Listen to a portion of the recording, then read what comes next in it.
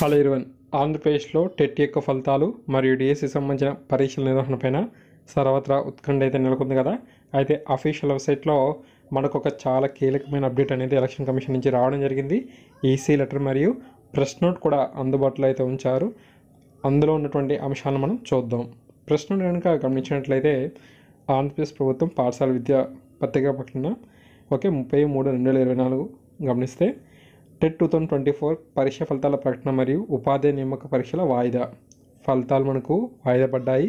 అలాగే డిఎస్సి సంబంధించిన ఎగ్జామ్స్ కూడా వాయిదా పడ్డాయి. ఓకే, పూర్తి సమాచారం గమనించినట్లయితే ఆంధ్రప్రదేశ్ ప్రభుత్వం రాష్ట్రంలో ఖాళీ ఉన్నటువంటి 6,100 పోస్టులను భర్తీ చేయడం కోసం ఉపాధ్యాయ నియామక ప్రక్రియ చేపట్టింది. దీనిలో భాగంగా ఉపాధ్యాయ అర్హత పరీక్ష టెట్ను కూడా నిర్వహించింది.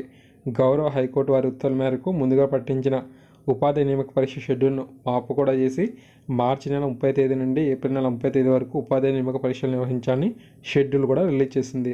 ఇంతలో ఎన్నికల కోడ్ అమల్లోకి రావడంతో ఉపాధ్యాయ అర్హత పరీక్ష ఫలితాలు అంటే ఏపీటెట్కి సంబంధించిన ఫలితాలు మరియు డిఎస్సికి సంబంధించిన పరీక్షలు నిర్వహించడానికి రాష్ట్ర ప్రభుత్వం కేంద్ర ఎన్నికల సంఘాన్ని అనుమతి అయితే కోరింది.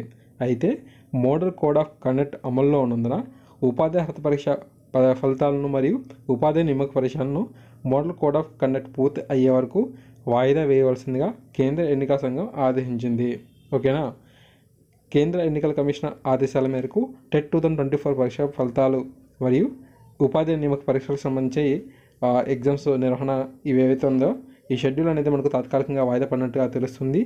కొత్త తేదీలు త్వరలోనే మనకు ఆ షెడ్యూల్ని అయితే రిలీజ్ చేస్తారని చెప్పి కూడా చెప్తున్నారు.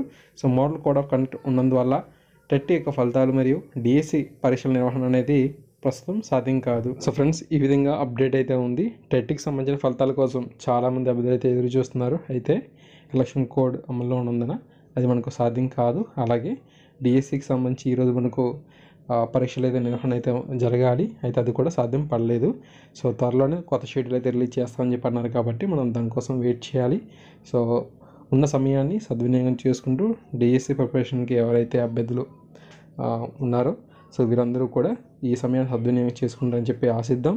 ఖచ్చితంగా వీలైనంత త్వరగా షెడ్యూల్ అయితే రావాలని కూడా భావిద్దాం. Okay, so thanks for watching this video. తప్పకుండా టెట్ మరియు డిఎస్సి సంబంధించి మీకు అప్డేట్స్ అనేవి ఇస్తూ ఉంటాం. Thank you.